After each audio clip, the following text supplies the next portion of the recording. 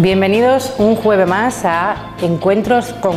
En el día de hoy hemos querido charlar con el alcalde de Puebla de Sancho Pérez, José Agustín Rejas Rodríguez. José Agustín llegaba a la política de la mano de un partido independiente, lo creó precisamente meses antes de concurrir a las elecciones.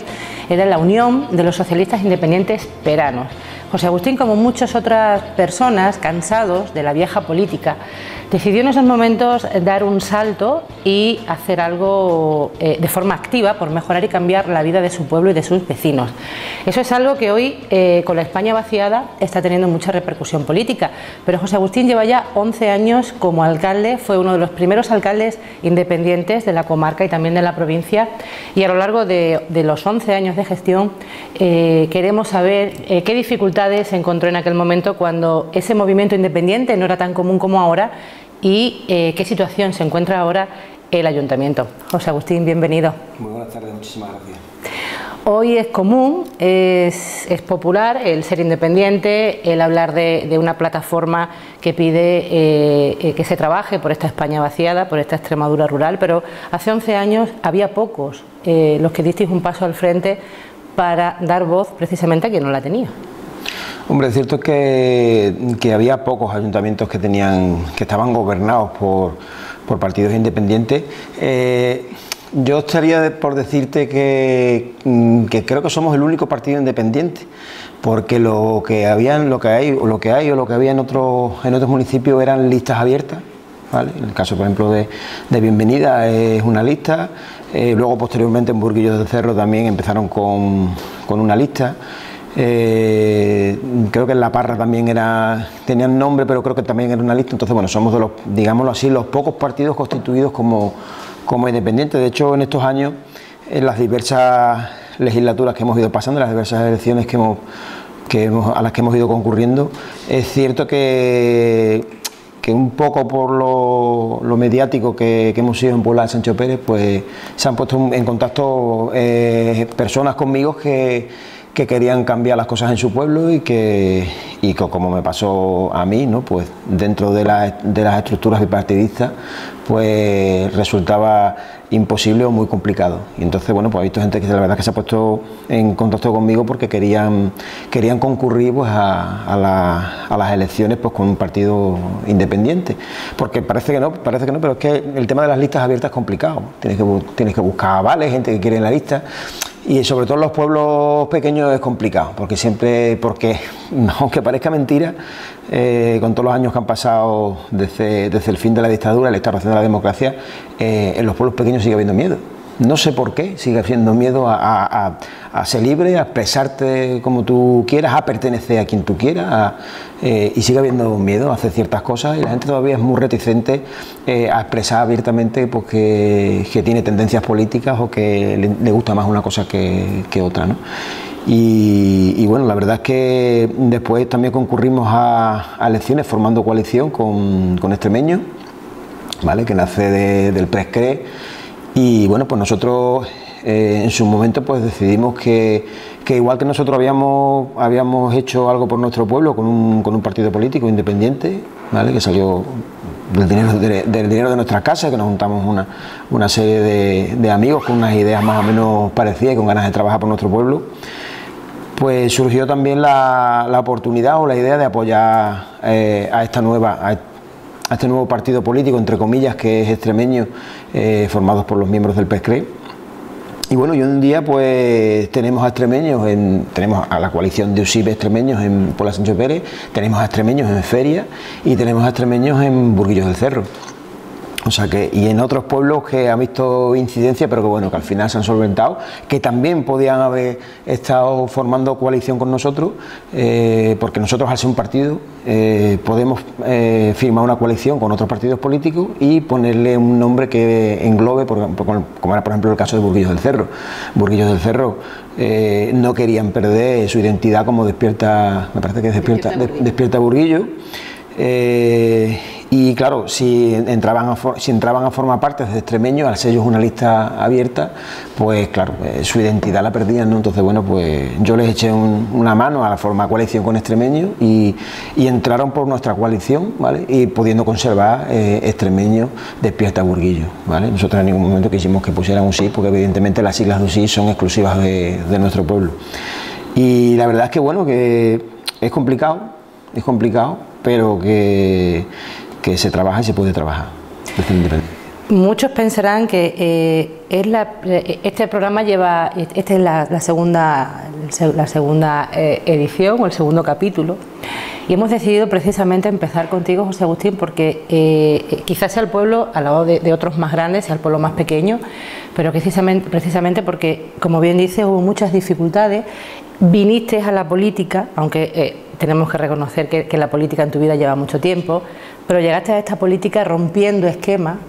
Hoy es muy común cuando hablan de esa vieja política, que hay que cambiar las cosas, y es fácil decirlo, pero hace 11 años no fue tan fácil hacer y romper esos esquemas mentales de muchas personas cuando había que trabajar. Hombre, fue complicado, porque fue incluso complicado para mí.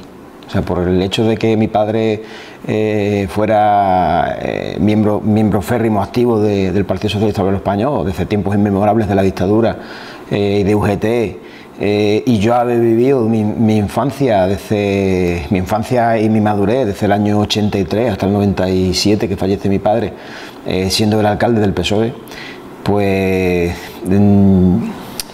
chocaba yo mi cabeza, pues estaba partida por la mitad, ¿no? Como se suele decir ahora. De hecho cuando afrontamos las elecciones y empatamos con el Partido Socialista Obrero Español el número de concejales, pues aquella noche todos mis compañeros estaban muy contentos. Sin embargo, ellos no me veían contento, y era porque, claro, yo no comprendía de que yo en ese momento pues tenía el corazón dividido en dos, ¿no? Tenía el corazón dividido en la alegría de que algo que habíamos hecho había dado resultado, pero claro, también por otra parte la tristeza de que habíamos desbancado pues un partido político al que mi padre pues le había dedicado prácticamente toda su vida, ¿no? Y había fallecido como alcalde del Partido Socialista, y al que yo también pertenecía.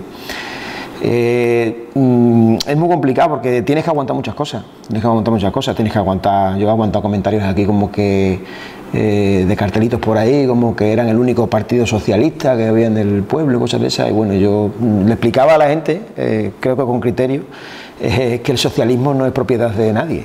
O sea, el socialismo es una corriente política que no es propiedad de nadie, porque hay muchos tipos de socialistas, no solo del Partido Socialista Obrero Español, sino que hay muchas tendencias de partidos políticos que se dedican, su base es el socialismo.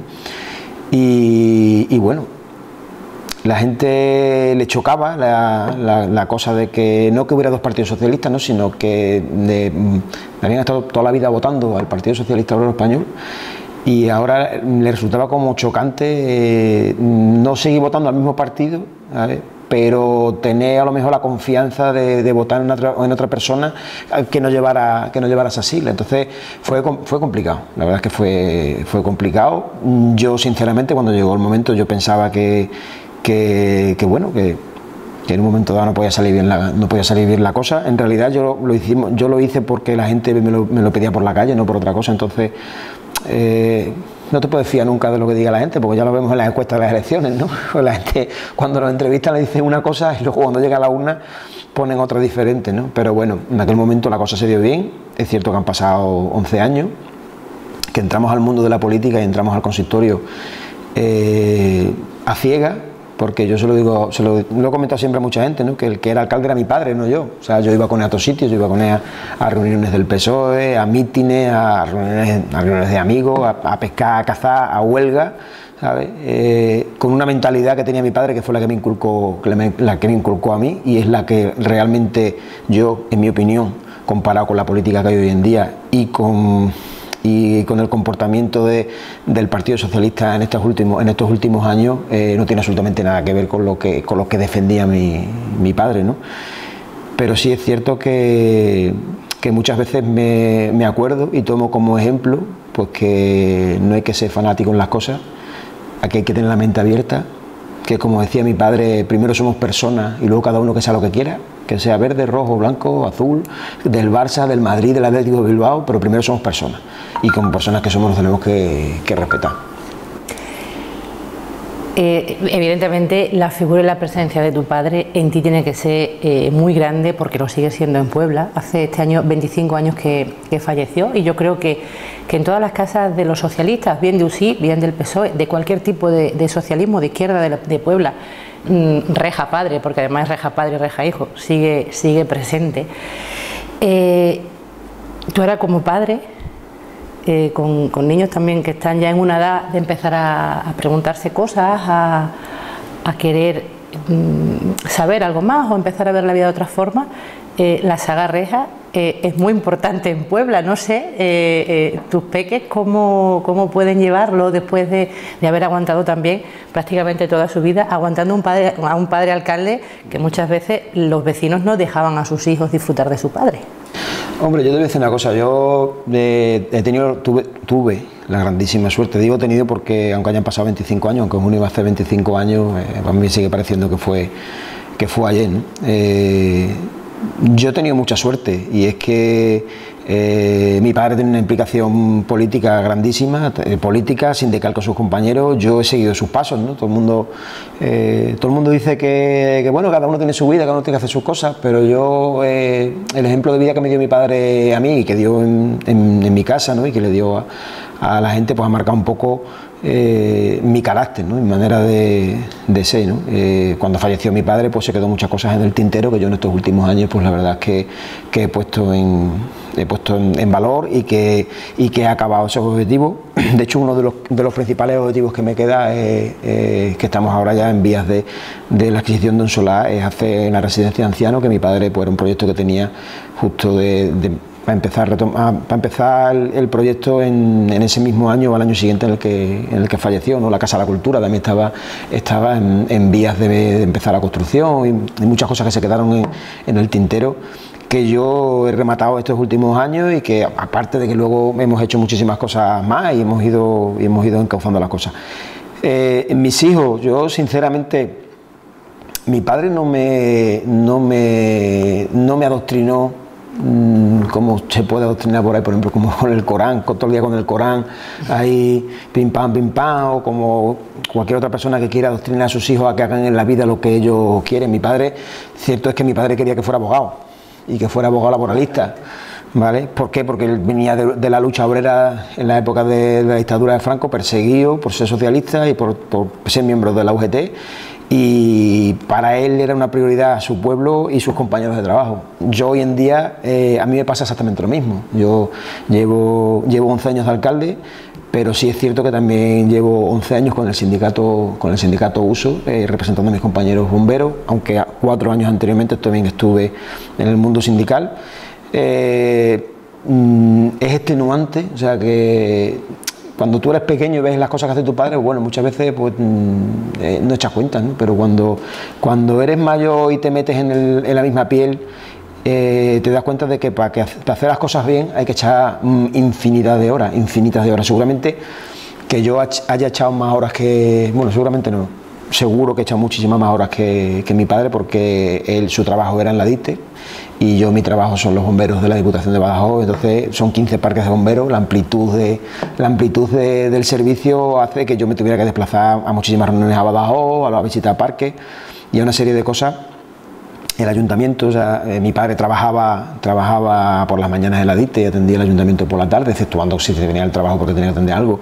Yo tengo mi horario de bomberos, y en los días que tengo libre es cuando tengo plena disposición para el ayuntamiento, ¿vale? Y sí es cierto que he tenido que echar muchísimas horas, porque cuando uno llega a un mundo no desconocido, pero como sí te he dicho antes, era mi padre el que era alcalde, yo era el hijo del alcalde. Que por cierto, yo nunca dije a nadie que fuera el hijo del alcalde. De hecho, mis hijos tampoco, no se lo he escuchado decir, tampoco lo van a decir, porque Me dicen muchas personas mayores cuando me ven a hacer cosas por ahí por el pueblo, me dicen, es que tú no te das importancia, como alcalde. Yo no me tengo que dar importancia, el alcalde no es más importante que nadie, aquí somos todos iguales, la única diferencia es que tiene la responsabilidad del pueblo, y yo eso se lo he transmitido a mis hijos, o sea, yo le he transmitido a mis hijos mis valores y mis cosas, no inculcándoselo o adoctrinándolo, pero sí que lo vieran, o sea, que vieran el que cuando tú vas por la calle tienes que saludar a la gente, que cuando alguien te hace una pregunta, aunque estés ocupado, hay que desocuparse para atender a esa persona, porque al final esa labor social o esa labor que hacemos los alcaldes en los pueblos, sobre todo los pueblos pequeños, porque los alcaldes de la ciudad no tienen nada que ver con los alcaldes de los pueblos, aunque hay algunos que intentan ser cercanos o más cercanos como los de los pueblos, ¿no? Yo no he querido nunca adoctrinar a mis hijos, porque mi padre tampoco me adoctrinó nunca a mí. De hecho, lo que te digo, que él quería que fuera abogado laboralista y yo quería ser desde los 8 años bombero. Entonces, bueno, él me decía que para ayudar a los trabajadores y yo le decía que yo quería ayudar a todo el mundo. Entonces, bueno, pues no hubo acuerdo, y como no hubo acuerdo, pues bueno. Lo que pasa que sí es una triste pena, pues que él falleciera en el año 97, como ya he dicho, hace 25 años ahora, que él no viera el desarrollo de su hijo, ¿no? O sea, que él no tuviera la satisfacción personal de saber qué iba a hacer su hijo en la vida, de sus nietos, que no conoció a ninguno de los nietos. Con respecto a lo que has dicho antes del pensar las cosas, siempre te queda la duda, ¿no? de que si él hubiera apoyado lo que yo estaba haciendo, no lo hubiera apoyado, pero claro, es que si mi padre hoy en día hubiera estado vivo, seguramente que yo no sería alcalde de la Puebla, seguiría siendo el alcalde de él. Porque son de esas personas que implican o dedican su vida al servicio de los demás y a trabajar por su pueblo, ¿no? Entonces, seguramente que si hoy en día estuviera vivo, yo no estaría aquí, sino que él seguiría siendo alcalde, yo estaría haciendo mis cosas de bombero, o a lo mejor apoyándolo a él, porque me lo dijeron muchas veces que me pusiera también de concejal, pero cuando uno busca su sitio en la vida, pues primero tiene que priorizar eso y luego priorizar lo demás, que muchas veces es el problema que pasa con la política, y es que hay muchísima gente, infinidad de personas que se dedican a la política sin tener un colchón o un paracaídas por si algún día te caes, ¿sabes? Que te acojan.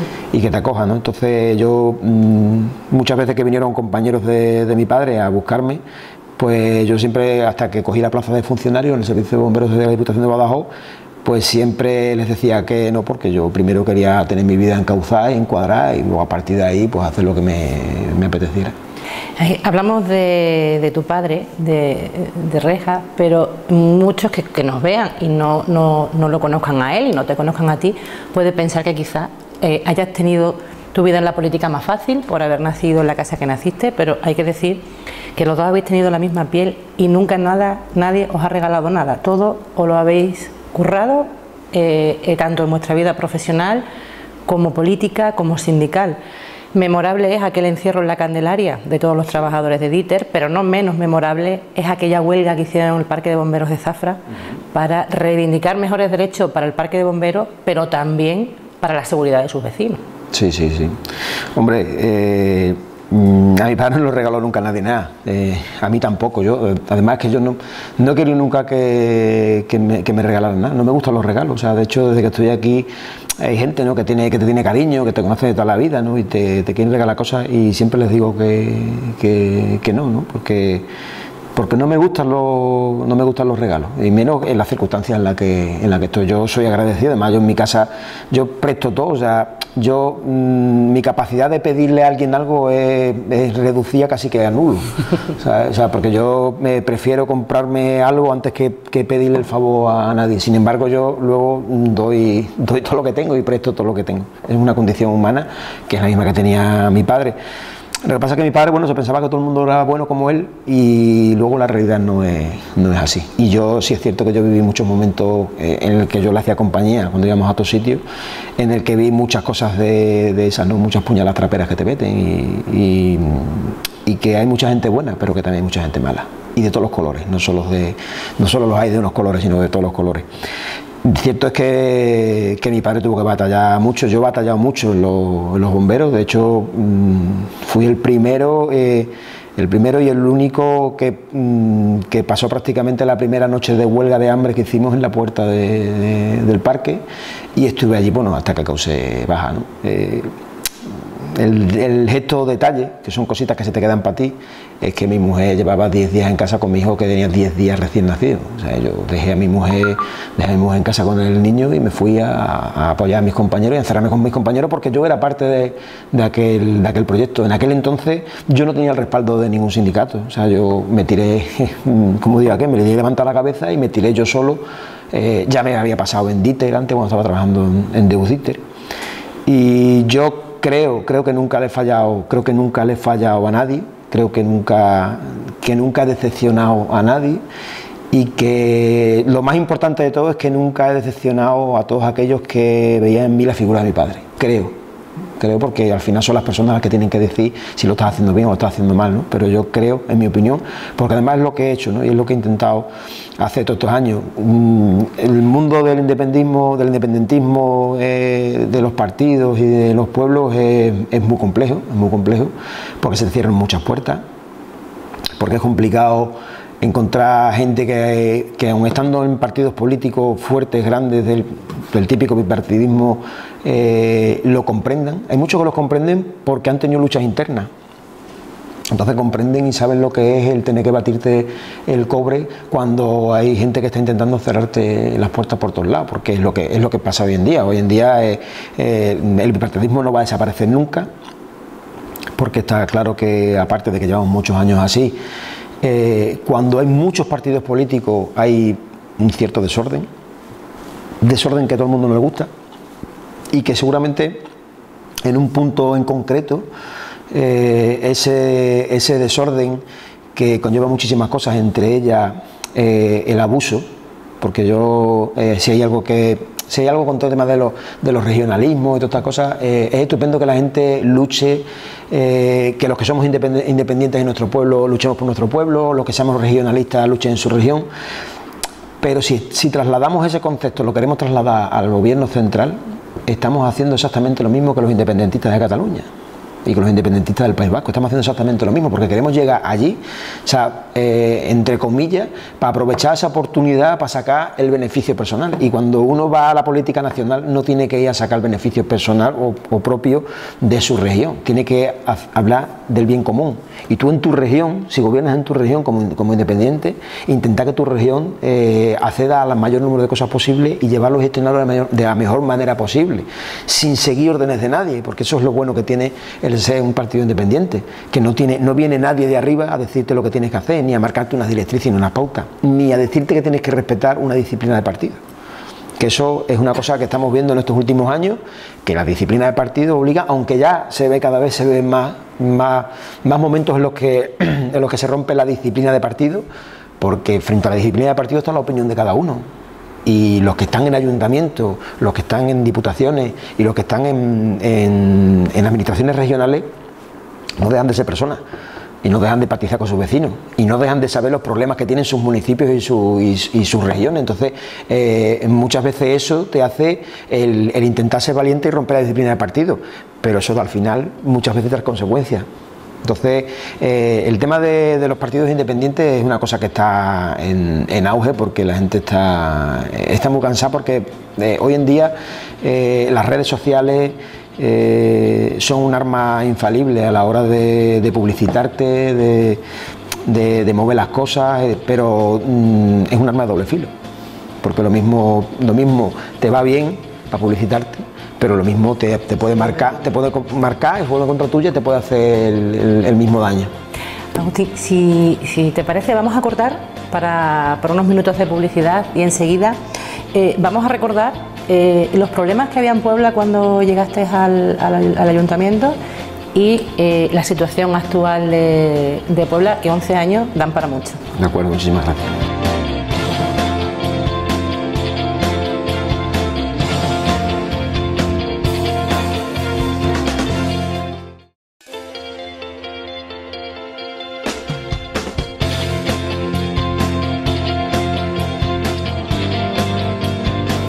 Y después de esta pausa volvemos con José Agustín Rejas Rodríguez. Bienvenido de nuevo.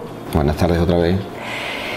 Como decimos, son 11 años ya de alcalde. 11 años dan para mucho, son 2 legislaturas completas más lo que llevamos de esta tercera.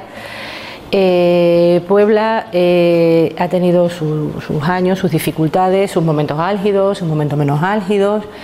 Hay que retrotraernos hasta ese año que, como nos contabas en la primera parte de esta entrevista, cansado de ver la situación por la que atravesaba Puebla, decides dar un paso al frente, decides constituir bajo tu bolsillo, bajo tu responsabilidad y con el apoyo de tu familia, sobre todo con Bea, que ha estado siempre aguantando y apoyándote, y con tus recursos familiares decides crear este partido para beneficiar a tus vecinos. Creo que hay que ser muy valiente para hacerlo.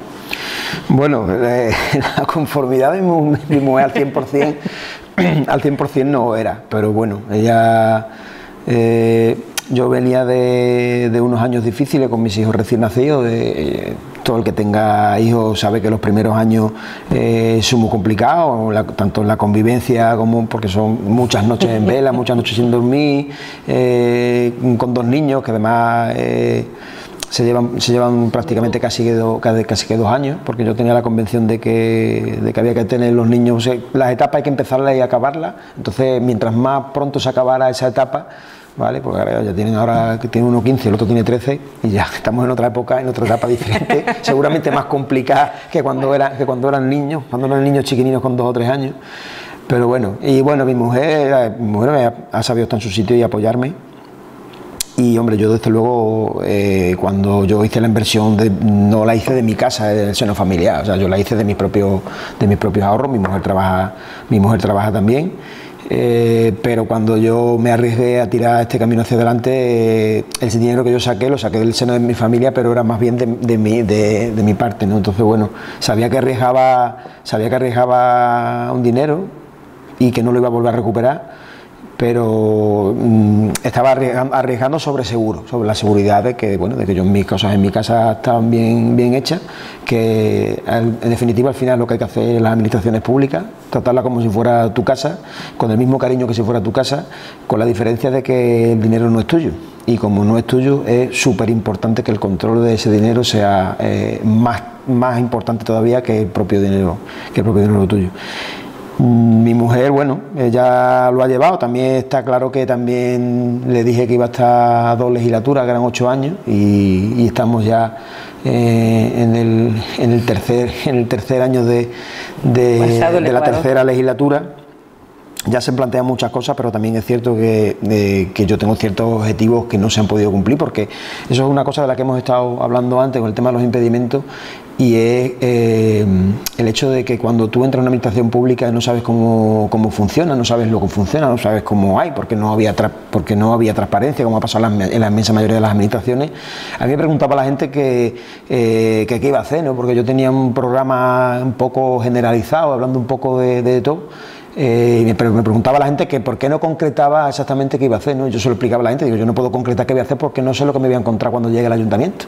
O sea, ¿cómo vas a prometer tú algo si sabes qué es lo que te vas a encontrar en el ayuntamiento, ¿no? Bueno, yo sabía que mi padre había adquirido unos terrenos para intentar hacer la residencia, una serie de cosas que luego, bueno, pues cuando llegué al ayuntamiento, pues esos terrenos no estaban disponibles, se habían convertido en zona verde, había una serie de despropósitos de locuras urbanísticas que en su momento un técnico hizo y que nosotros hemos estado solventando en estos últimos años. Teníamos un vertedero al cual venía toda la basura de la comarca, de escombros y de obra, que nosotros clausuramos y cambiamos la estética totalmente.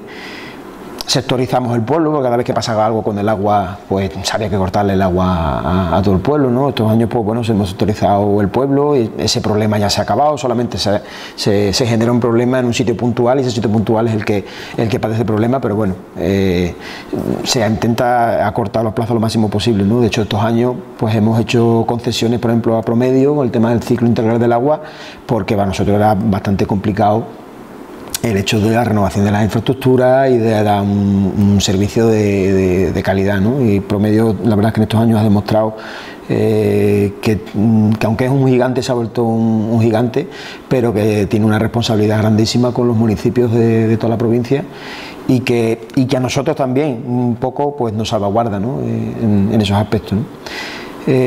Yo no quiero hablar de problemas que hubiera en el municipio y de cosas así, porque yo no me ha gustado nunca, y cualquiera que vea noticias sobre Puebla de Sancho Pérez o que me haya escuchado a mí hablar en algún lado. Yo no soy de redes sociales, pero personales. El ayuntamiento se mueve en las redes sociales del ayuntamiento, pero cosas puntuales. Y entonces no me gusta hablar del pasado si no es necesario, ¿vale? Si no es necesario. O sea, si nadie me hace una comparativa, a mí me pregunta mucha gente porque cada cuatro años o el que quiera acceder a la información está ahí de los plenos, aunque los plenos no se graben, pero sí está la información, se publica todos los meses o cada vez que hay plenos se publican en las redes sociales. Yo cuando entré me encontré un ayuntamiento con solvencia, en el que había un gasto desmesurado, ¿vale? Un gasto desorbitado, sin control prácticamente, o con muy poquito control. Y la verdad es que nos encontramos un ayuntamiento saneado, de los pocos ayuntamientos que tenía en aquel momento. Estábamos hablando de 2011, que estábamos en plena cuesta abajo de la crisis económica, del boom del ladrillo, y nos encontramos un arca municipal con 650.000 euros de remanentes de tesorería, que poco a poco, año tras año, legislatura tras legislatura, pese a la inversión que hemos hecho, estamos hablando de una inversión alrededor de los 2 millones de euros, 1,5 millones, 2 millones de euros, casi todos los años.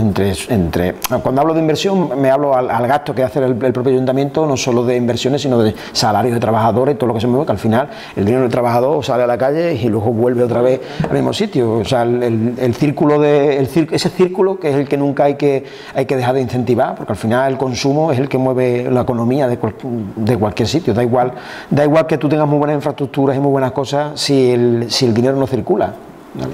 Entonces, por eso todas estas cositas que hay ahora de la subida del salario mínimo interprofesional y todas esas cosas es un buen punto de arranque para empezar a recuperarnos de esta crisis económica después del coronavirus.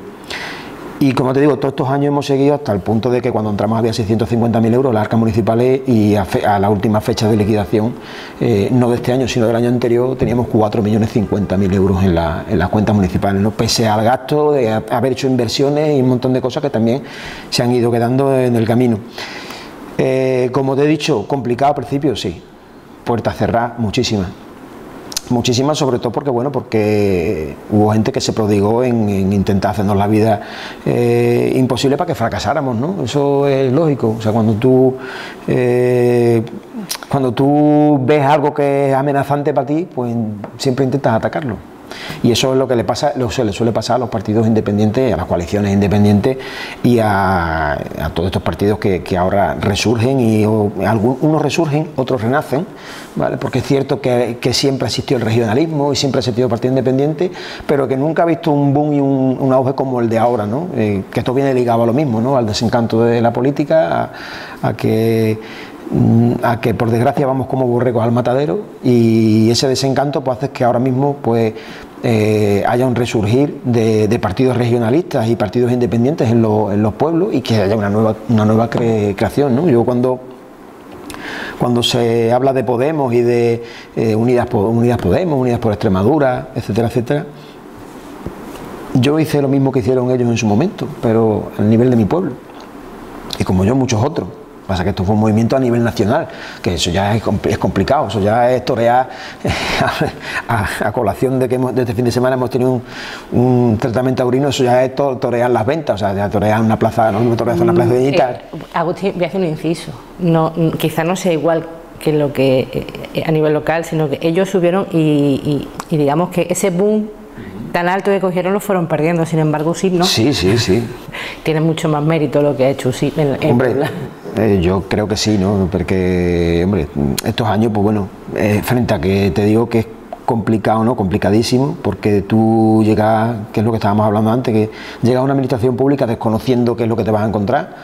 Nosotros, por suerte, nos encontramos un ayuntamiento saneado, que nosotros hemos saneado muchísimo más en todos estos años. Eso nos llevó también a poder hacer una bajada muy importante del IBI. O sea, hicimos una doble bajada porque se nos obligó en el pleno a hacer una segunda bajada de un 10,9%, que nos llevó a hacer una bajada total del 28,9%. Claro, eso te corta las alas. Cuando a ti te empiezan a poner palos en la rueda y te empiezan a recortar, aquí yo me acuerdo de unos años pues que toda la intención era intentar asfixiarnos para que hiciéramos lo menos posible, ¿no? O sea, yo he llegado a venirme la gente cuando estábamos haciendo obras y me decían, es que dicen por ahí que estáis haciendo mucha obra porque os estáis gastando el dinero que había en el ayuntamiento, y no era cierto, ¿no? Al año siguiente, fíjate lo que te estoy diciendo, al año siguiente duplicamos el remanente de tesorería, ¿no? Y en una legislatura casi que lo triplicamos, casi que cuadruplicamos, ¿no? Porque se empezaron a hacer muchas cosas, se empezaron a hacer cosas que no se hacían, se empezó a darle importancia a muchas cosas y se empezó a conocer cómo funcionaba una administración. O sea, que tuvimos que aprender todo el mundo a cómo funcionaba, ¿no? Yo el primero, por eso te decía que yo he echado muchísimas horas, porque yo tenía que aprender sobre la marcha cómo funcionaba esto. ¿Qué pasa? Que cuando tú llegas a un ayuntamiento y pretendes hacer cosas, te topas con muchas cosas, sobre todo con las leyes. ¿Qué pasa? Que la gente no entiende que hay cosas que se regulan desde el ayuntamiento, pero que otras que no, y la inmensa mayoría se regulan a nivel estatal o a nivel autonómico. Entonces nosotros nos encontramos que había ciertas cosas que no podíamos hacer porque existían las leyes estatales, pero que en la propia Extremadura, que también legisla, la propia región, también nos encontrábamos que había ciertas cosas que no podíamos hacer. Y de ahí tengo que recalcar que tenemos una de las leyes autonómicas más restrictivas que hay en este país, ¿no? Sobre todo a la hora de montar negocios, ¿no? Que es una cosa un poco incongruente, aunque estos años se han ido intentando hacer cosas, modificando cosas, pero que está claro que al final todo el que se mueve en el mismo ámbito depende de la disciplina del partido y depende de lo que diga un partido. En el regionalismo y en el independentismo de los partidos en los pueblos, pues ese valor no es tangible. O sea, no se palpa entre la gente el hecho de que tú dejes de hacer una cosa porque alguien te esté diciendo que es más necesario hacer esto otro que no lo tuyo, ¿no? O que prioricen unas cosas a priorizar las tuyas, o que te centres en una campaña electoral más que en otra porque ya esa otra la damos por sentada ya como que está ganada, ¿no? Entonces hay muchas cosas que influyen y que van a hacer que en estos años, porque la verdad es que ya es que las cábalas a nadie le salen las cuentas. Ya no es tan fácil como era antes. Y dice el dicho, ¿no?, que la prensa tenemos que dar ese testimonio, los periodistas tenemos que dar ese testimonio de la verdad. Charlando, cuando recordaba aquel ayuntamiento saneado con 600.000 euros, yo recuerdo, porque como vivía aquí puedo decir lo que pasaba, ¿no? Recuerdo como muchos comentarios, quizás más intencionados, algunos que otros, decían: cuando se acabe el dinero, ¿qué va a pasar? Y quizás inculcando ese miedo a la confianza de un equipo nuevo. ¿Y qué va a pasar? Pues que no se acabó, sino que más de 4 millones de euros de superávit en un ayuntamiento, y sobre todo sin ninguna empresa, ninguna multinacional que diga es que al año en impuestos ingresa 2 millones de euros, como sí pasa en otros municipios, ¿no? Sí. Entonces aquí no pasa, aquí se ha hecho a base primero de fomentar lo nuestro. Y bueno, y con orgullo puedo decir, como una pera nada más, que Mata Negra, por ejemplo, estaba olvidado, la Plaza de Toros estaba olvidada, quizá no habíamos sacado tanto pecho como merecía, y que poco a poco, pues oye, Mata Negra está en el mapa, ya cada vez se encuentran más vino, más aceite, más productos agroalimentarios de lo que tenemos, que es la base de cualquier cadena humana, y que la Plaza de Toros, por ejemplo, se ha dado una gran noticia este fin de semana, que sin duda va a abrir las puertas a una proyección turística, social y cultural de Puebla que va a ser enorme. La verdad es que sí, que hemos intentado el resurgimiento de muchas cosas, entre ellos, por ejemplo, el Raposo, que era una pedanía que estaba olvidada, entre comillas, porque no se nos puede olvidar nunca porque está allí el balneario, ¿no? Pero sí es cierto que hemos fomentado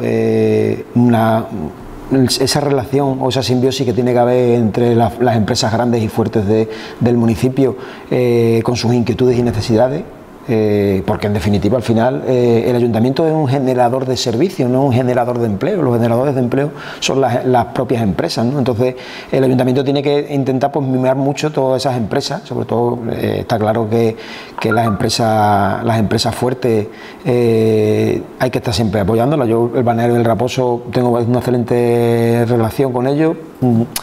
No sé por qué habría que preguntárselo a ellos qué pensaban ellos en el momento en el que hay un cambio político en el ayuntamiento, no lo sé, tampoco sinceramente no les he preguntado nunca, ¿no?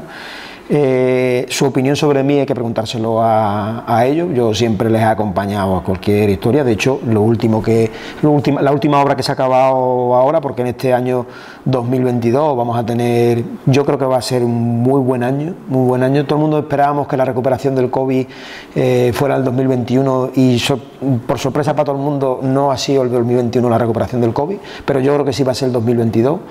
Sobre todo porque el tema de las vacunaciones ha motivado y ha posicionado mucho el que esto vaya en declive, pero 2022 va a ser un año súper importante, porque además tenemos un resurgir literario en este pueblo. O sea, hemos arrancado el año con una serie de eventos y de cosas, de publicaciones de libros, o sea, no sé, es como cuando estás en el desierto y no llueve y de golpe porrazo te cae de golpe porrazo viene una tormenta y empieza a florecer las cosas por todos lados, ¿no? O sea, y tenemos un buen año porque y lo voy a decir aquí porque soy muy reservado a la hora de decir cosas, porque yo soy mudado, como digo siempre, a que cuando esté el gato en la talega hablas de las cosas, porque luego puede aparecer alguien y quitártelo, ¿no? Hay grandes proyectos sobrevolando nuestro municipio. Lo digo ahora, uno de los grandes proyectos que sobrevoló en un momento dado nuestro municipio fue el macromatadero, ¿vale? Y lo digo así abiertamente.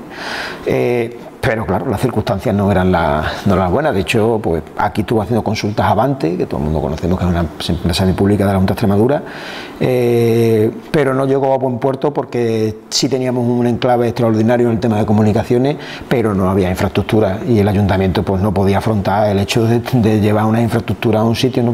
Una carga económica para el ayuntamiento imposible, ¿no? Pero bueno, desde el principio se le buscó una muy buena ubicación, pero cuando empezaron a aparecer administraciones que ofrecían todos los servicios en sus municipios y con parcelas, con todas sus cosas, pues bueno, pues ese proyecto del macromatadero que sobrevolaba a nuestro pueblo, pues se fumó.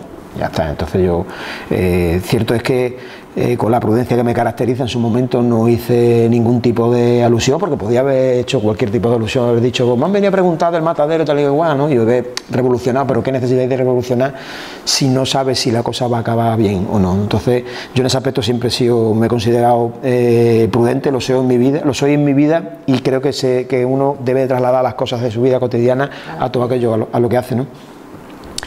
Ya van a empezar el proyecto de la famosa tubería, no sé si os acordaréis de las manifestaciones que hicimos, que cortamos la carretera y que yo amenacé a la delegación del gobierno con cortar la autovía, todos los carriles de la autovía, la 630 y formar un pitostio, porque estábamos en una situación que realmente los vecinos estaban muy cabreados.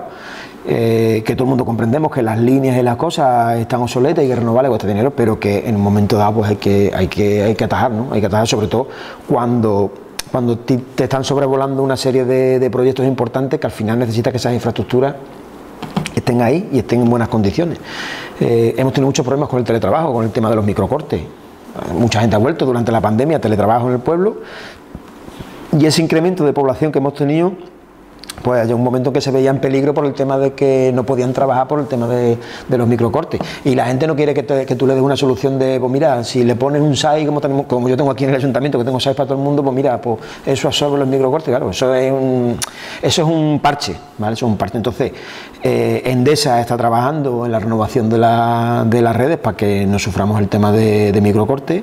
La tubería, que es la famosa tubería de agua que se rompe, que viene desde la Albuera del Castellar aquí, que es de fibrocemento y discurre por una ribera, pues la van a poner nueva. O sea, va a venir nueva, porque además la previsión es que otros municipios se acojan, porque estamos en una sequía, vivimos una sequía grandísima, que nosotros tocamos madera, que por lo menos en nuestra comarca, en la zona nuestra, estamos bien, porque la Albuera del Castellar está llena hasta arriba, porque recordarle a la gente un poco que del embalse de los Molinos lo que se hizo fue una instalación para la trasvase.